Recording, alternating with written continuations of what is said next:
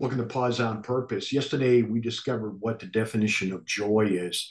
And we found out maybe for some of us, that's maybe a new way of looking at the word, that it's not emotionally driven. It's not intellectually driven. It's spiritually driven. Today, we're going to look at one of the first verses about joy that I learned.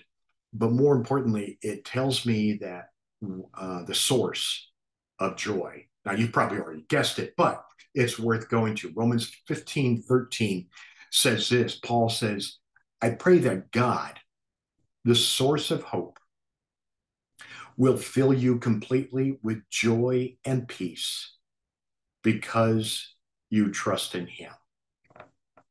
That God would fill you with joy and peace because you trust in him.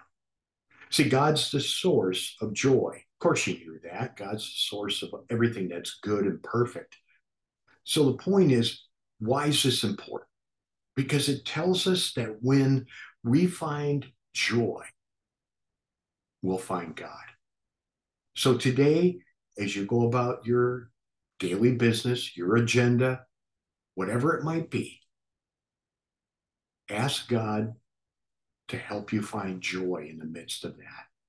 And more importantly, ask God to help you and me find him.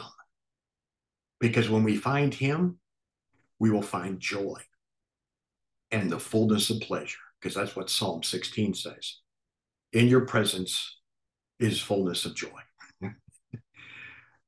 We need to go down within us to find the Lord. That's where he's at. He resides in us.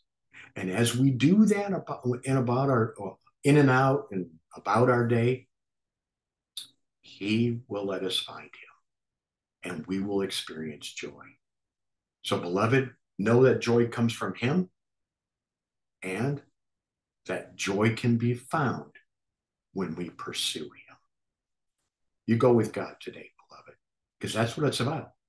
Pursuing him. When I say that, you go with God, pursue him today, and you'll find joy. Take care.